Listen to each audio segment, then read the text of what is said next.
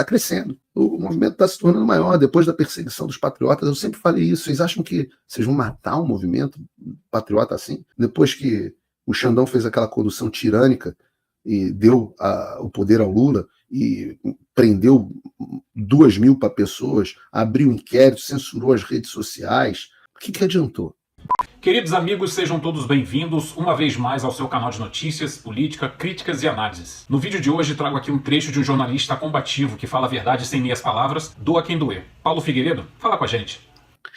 E eu tenho que ressaltar que absolutamente todos os deputados que nos ajudaram na pauta contra a ditadura do STF foram magnificamente reeleitos.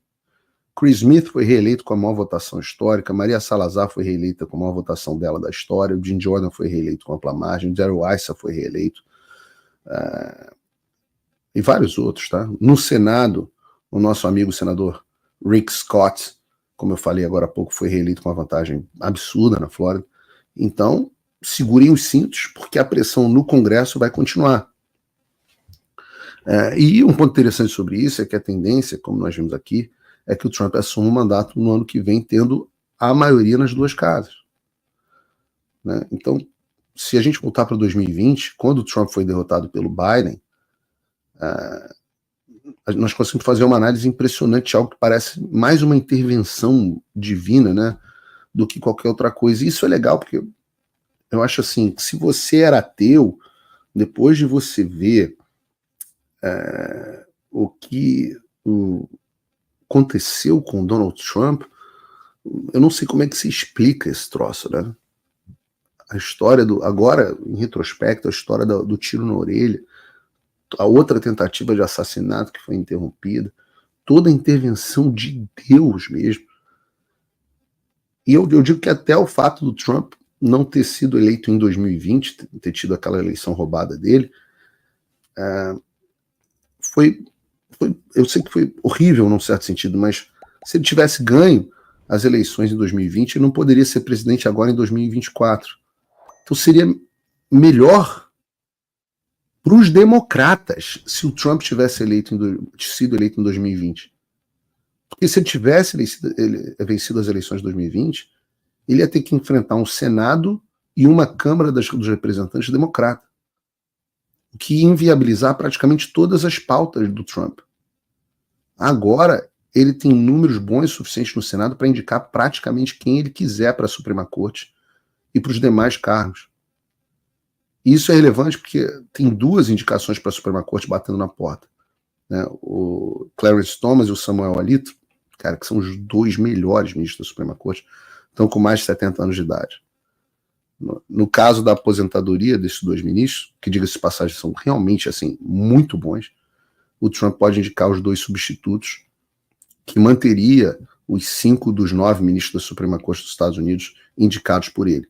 Aliás, transformaria os 5 indicados por ele, manteria os 5 indicados por presidentes republicanos e ele teria sido o indicador dos 5. Além disso, né, durante o governo Biden, os democratas também começaram um movimento para que a ministra Sônia Sotomayor se aposentasse porque ela está tendo problemas de saúde. Isso não aconteceu, ela deve continuar lá, mas se acontecer alguma coisa com ela, falecer durante o governo do Trump, já aconteceu isso com a morte da Ruth Bader Ginsburg, né, que era mais... A Sotomayor é a outra, mais militante de esquerda da Suprema Corte americana. O Trump ia ter mais uma indicação da Suprema Corte,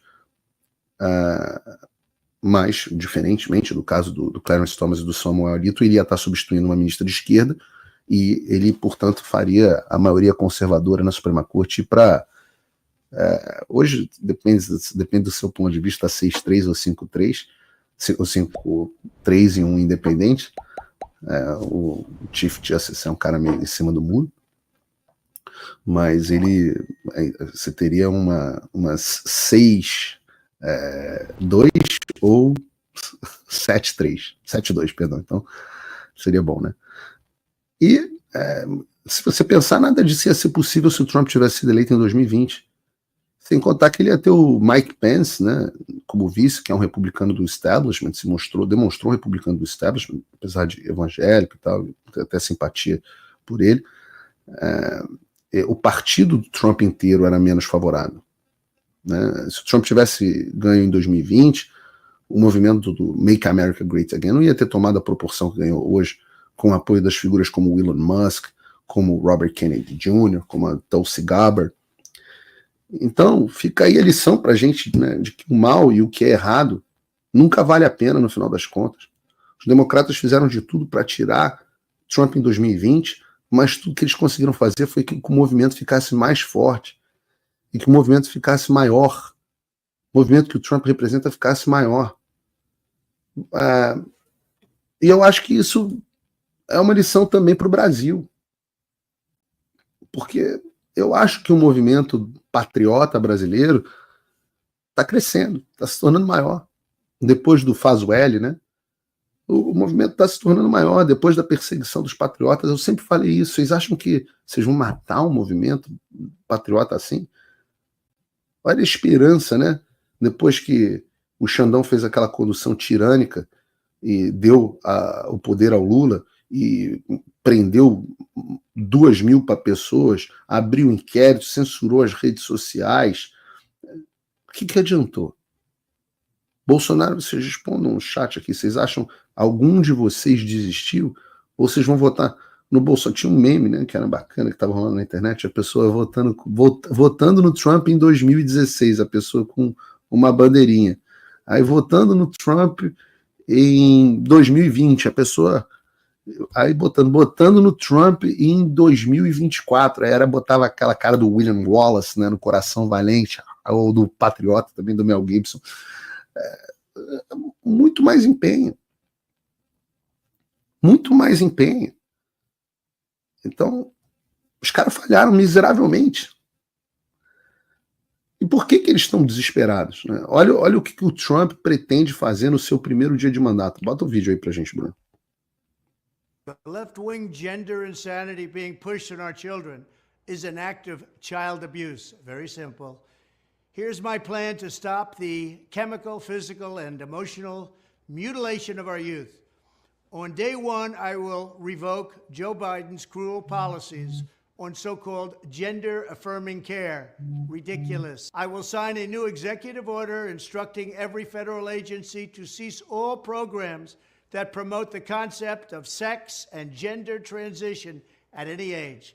I will then ask Congress to permanently stop federal taxpayer dollars from being used to promote or pay for these procedures and pass a law prohibiting child sexual mutilation in all 50 states. It'll go very quickly. Furthermore, I will support the creation of a private right of action for victims to sue doctors who have unforgivably performed these procedures on minor children. The Department of Justice will investigate Big Pharma and the big hospital networks to determine whether they have deliberately covered up horrific long-term side effects of sex transitions in order to get rich at the expense of vulnerable patients, in this case, very vulnerable. I will ask Congress to pass a bill establishing that the only genders recognized by the United States government are male and female, and they are assigned at birth.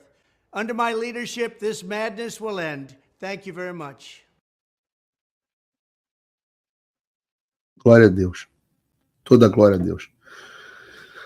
Trump está prometendo que logo no primeiro dia vai revogar todas as políticas do governo Biden de afirmação de gênero, vai assinar uma ordem executiva, que é como se fosse um decreto, que vai fazer com que todas as agências do governo federal interrompam os programas que promovam conceito de transição de sexo e gênero em qualquer idade.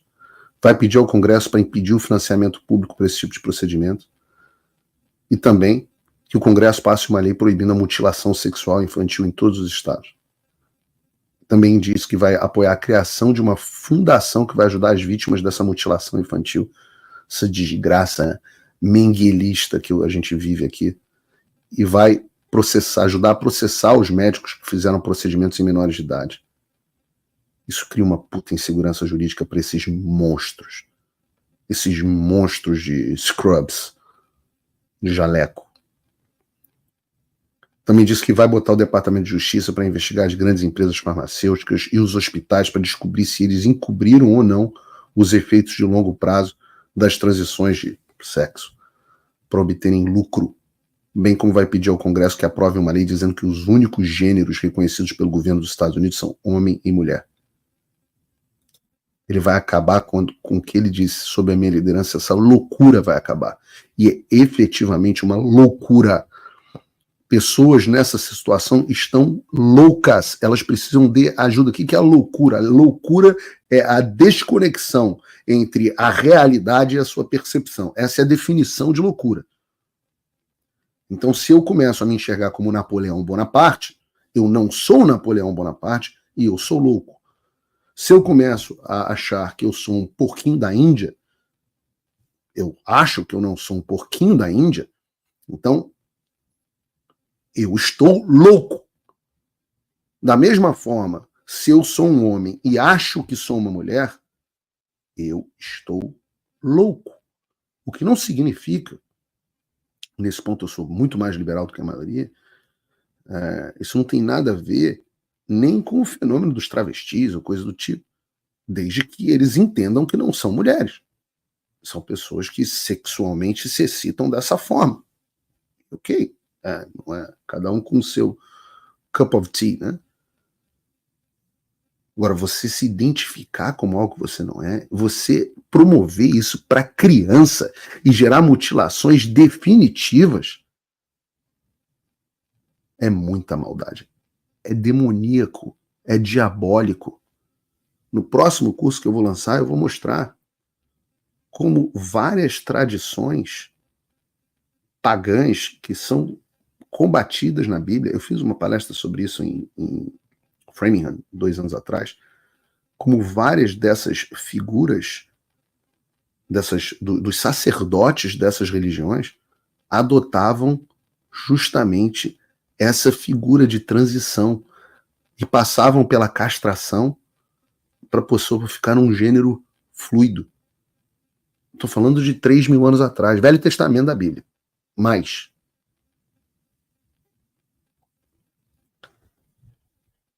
Então, em 2020, tudo isso que o Trump está prometendo não ia ser possível. Então é ação divina.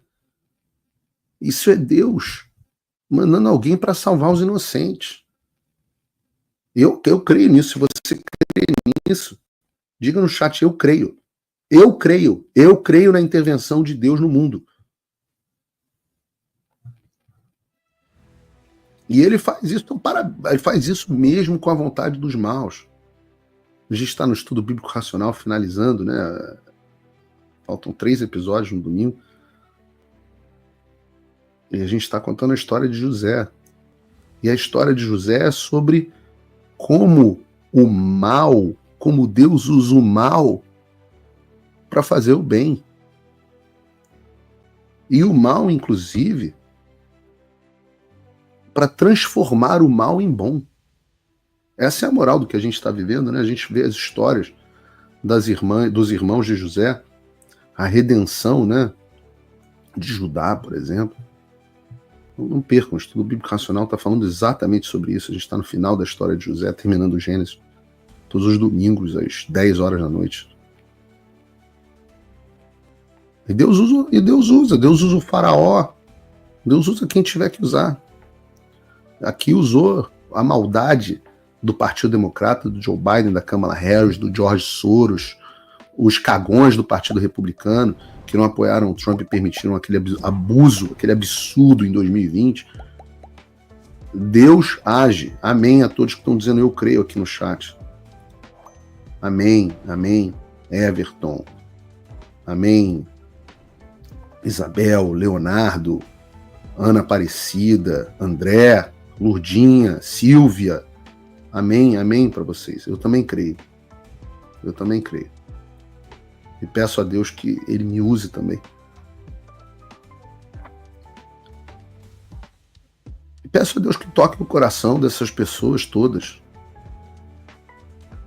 Que toque o coração dessas pessoas, eu acredito em redenção. Isso vale até para a grande mídia. Para a velha mídia. Dica para o futuro, João. Nunca mais usar o termo grande mídia, porque nós somos maiores que eles hoje.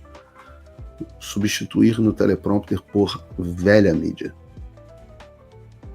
esse brilhante roteiro aqui do Paulo Figueiredo Show foi escrito pelo João Gabriel, que vocês conheceram lá nas últimas transmissões. Então, dica para o futuro. Velha mídia, nada de grande mídia. Apesar do absurdo dessa notícia, a gente ainda tem um alento, uma ponta de esperança por dias melhores, com profissionais da comunicação deste gabarito para poder nos informar, nos alertar e principalmente nos trazer a verdade. Comente aí o que você achou dessa análise, deixa sua curtida para ajudar o vídeo na plataforma e te espero no próximo vídeo. Um forte abraço.